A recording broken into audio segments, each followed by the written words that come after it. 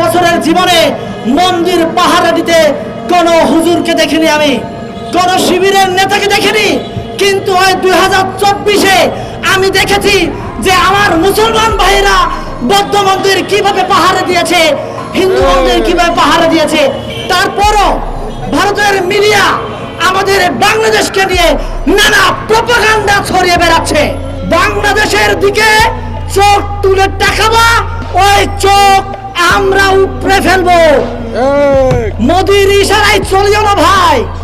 আমি একজন সংখ্যালঘু, ফ্যাসিস্ট হাসিনার দেওয়া উপজাতি আমি, কিন্তু আমি উপজাতি নয়, আমি বাংলাদেশি।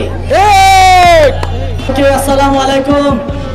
সালাম না দিলে আমার বক্তব্য ভালো লাগে না। আমি একটা কথা দিয়ে শুরু করতে চাই। আমার এই বাংলাদেশে যে সংখ্যালঘু নেতারা আছেন, সংখ্যালঘু নেতা, এটা কার নাম জানেন? ফ্যাসিস্ট হাসিনা আমাদের মাথায় দিয়ে যাওয়া শব্দ সংখ্যালঘু। এই সংখ্যালঘু নেতারা দাবি করেন বাংলাদেশে হিন্দু 37% ছিল, এখন হয়েছে 8%। বৌদ্ধ এত পার্সেন্ট ছিল, এত পার্সেন্ট, বা আমার পাহাড়ে এত পার্সেন্ট ছিল, এত পার্সেন্ট কমে গেছে।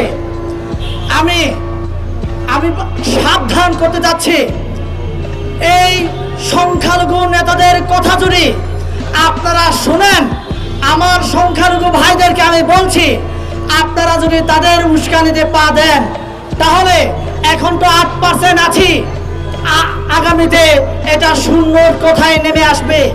শূন্যের কোথায় নামিয়ে আনার জন্য ভারত আমাদেরকে ব্যবহার করছে।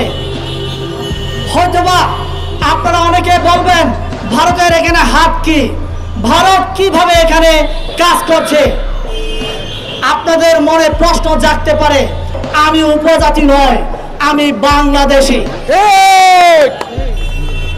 আজকে আমাকে উপজাতি বললে আপনারা চিনেন, কিন্তু আমি যখন চাক বলি আপনারা আমাকে চিনেন না।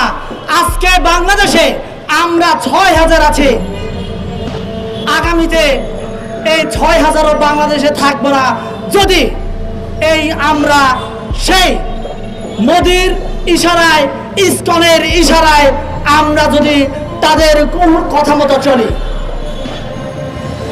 আমি সাবধান করতে যাচ্ছি, আহ্বান করতে যাচ্ছি, এই বাংলাদেশে যা হিন্দু আছে, বৌদ্ধ আছে, খ্রিস্টান আছে, এই ধর্মের যারা আছে সাধারণ ভাইদেরকে আমি আহ্বান জানাতে চাই, আপনারা ফাঁদে পা দিবেন না। আমরা যদি ফাঁদে পা দেই তাহলে বাংলাদেশ থেকে আমরা নিশ্চিহ্ন হয়ে যাব। আপনারা দেখেছেন কিনা এই 2024-এর বিপ্লবের সরকারের সময় 28 বছরের জীবনে মন্দির পাহারা দিতে কোন হুজুরকে দেখিনি, আমি কোন শিবিরের নেতাকে দেখিনি। কিন্তু ওই 2024-এ আমি দেখেছি যে আমার মুসলমান ভাইরা বৌদ্ধ মন্দির কিভাবে পাহারা দিয়েছে, মন্দির কিভাবে হিন্দু মন্দির কিভাবে পাহারা দিয়েছে, আমি এটা দেখেছি। এটা কি আমাদের বাংলাদেশের জন্য, সম্প্রীতির বাংলাদেশ বলার জন্য কি যথেষ্ট নয় কিনা?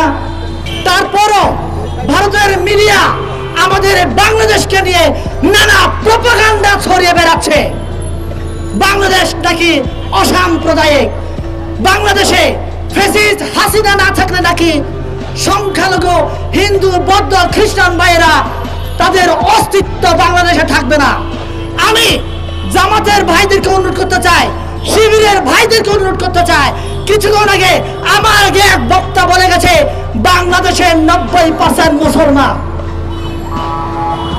এই 90% মুসলমানের কাছে আমার আহ্বান থাকবে, আপনারা দেখিয়ে দেন এই বাংলাদেশের মানচিত্রে একমাত্র মুসলমানরাই ভিন্ন ধর্মাবলম্বী ভাইদেরকে বুকে আগলে নিয়ে নিরাপত্তা দিয়ে রেখেছে। এটার উজ্জ্বল দৃষ্টান্ত বাংলাদেশ ছাড়া পৃথিবীতে অন্য কোনো দেশ নাই। এটা আপনারা দেখিয়ে দেন। আপনাদের কাছে এটাই আমার আহ্বান থাকবে।